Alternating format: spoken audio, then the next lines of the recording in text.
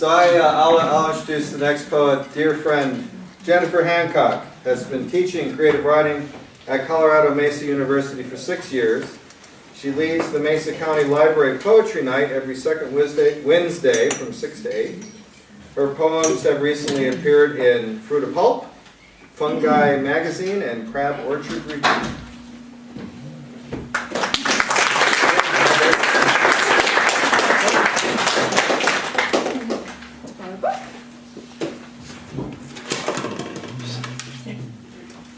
This is such a great night for poetry. I don't know if you guys sort of know everything that's going on, but we just came from Canna Creek, where the student-run lit review has just had their publication party, and our editor, Chelsea, is in the house, as well as several of the authors, Anthony,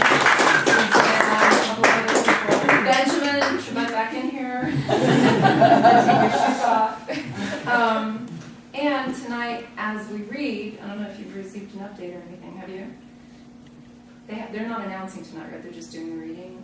Oh, right. Oh, they're not going to announce until June. Yeah, they'll be announcing June. So tonight in Denver at the Oxford Hotel is the reading celebrating the finalists for the Colorado Book Award, which is run by the Humanities Association.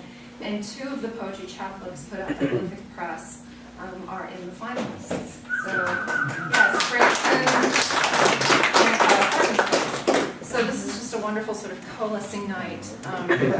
And I have to do this, but I love it when you bring stuff to work on to poetry readings, so I have to get a photo of you actually working on something at a poetry reading. So fantastic. And like the other readers, I tried to find poems that would sort of fit with John's aesthetic. And the one of his that I would really love to read for you guys . It's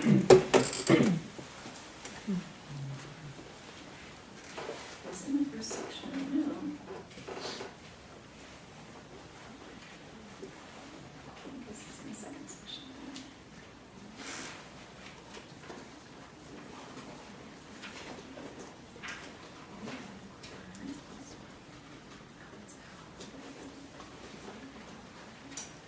Oh, Section. got it? Yep, got it. And I also just wanted to say I love smelling everyone's feet. I miss that about coming to yoga. No, I'm serious. I really am. Ask my husband, I love smelling his armpits. Jack Kerouac saw the Fire Buddha, Mexico City, 1952, by John Nizalowski, in his book, The Last Matinee.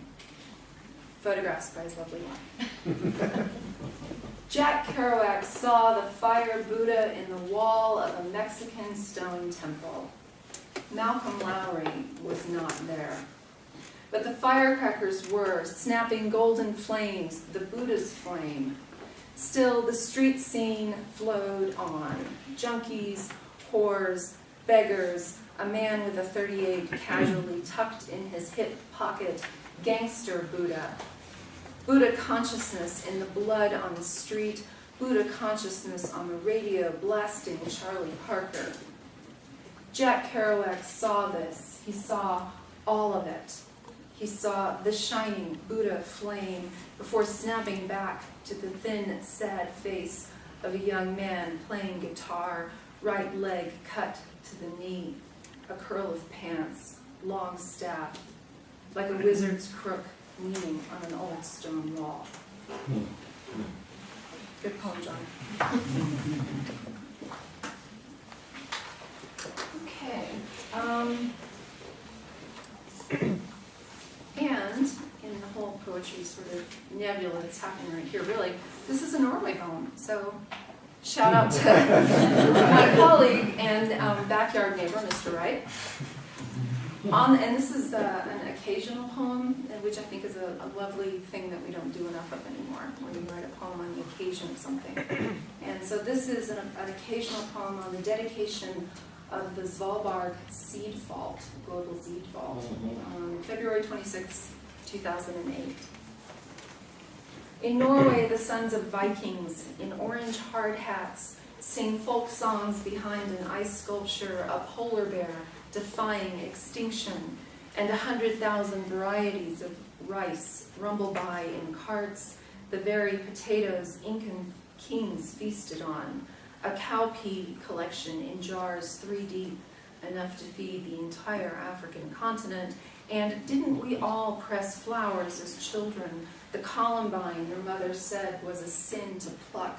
The stigmata in the passion flower vine. Didn't you blow out dandelion seeds like birthday candles, measure the weight of pinto beans in your palm as you sifted out the Texas dirt, weave Indian corn into wreaths, and plant tomato seeds in styrofoam cups? You imagined climbing all the silos, pointing their missile noses at heaven, and the chessboard wheat fields and fractal rice paddies seen from an airplane, their patterns broke your small heart. You finally understood the cans of peaches hiding in your grandmother's cupboard. They were on sale. There might be an event, a shift in the political reality or the weather or a disruption of some global kind, and it made sense to save something. Although choosing this over that stopped you cold.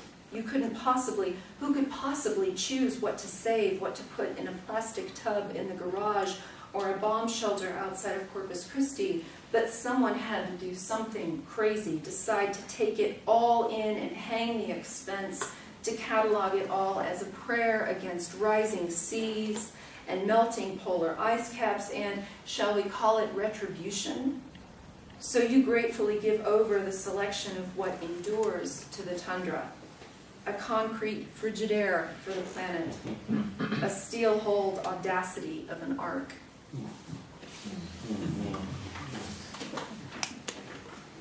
This is a poem for a friend of mine, Deborah Gildersleeve, who was recently published in Emerald. A girlfriend loves the word liminal, loves flirting with the fluid edges of the way we know things, knows how to kiss a woman, knows how to trace the edge of a man's neck where it segues into shoulder. She's pale and blonde and grew up in the boundary world of Vietnam and Thailand, baby cobras hatching in the garden under her father's military boot. And she can describe the smell of a monk's skin as he burns.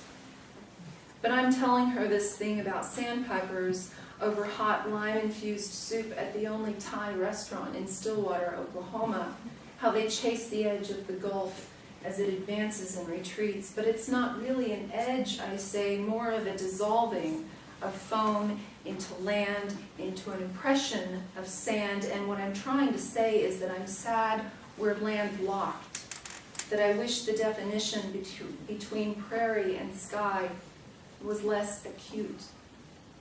I pick a stalk of lemongrass from my soup, set it on the cheap china rim, avoid looking at the strip mall parking lot, Oklahoma heat shimmering the blacktop, Ford F-150s with gun racks and glittering Dixie flags. And my friend nods like she has some knowledge of sandpipers on distant Texas shores, their twig legs brittle in all that uncertainty, chasing an edge that isn't really an edge, wanting it desperately to chase back. Like she knows what I mean, but not what I mean when I say the question of how we love is one of retreat and advance and of an earth that turns to water under our feet.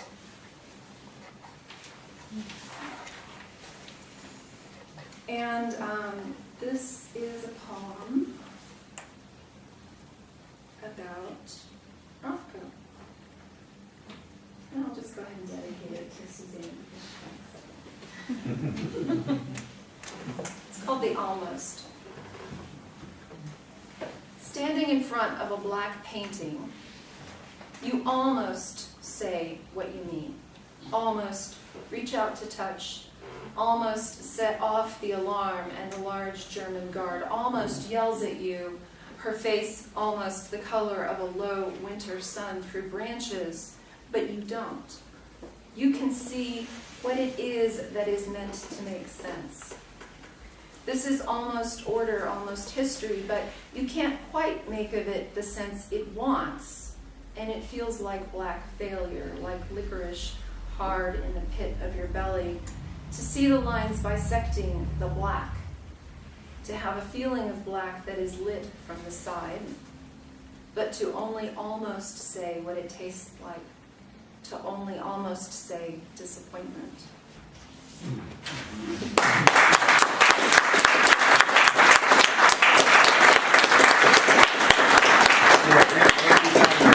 Second page there. Yeah, there you go. I noticed that you changed my bio, actually. Yeah, I did a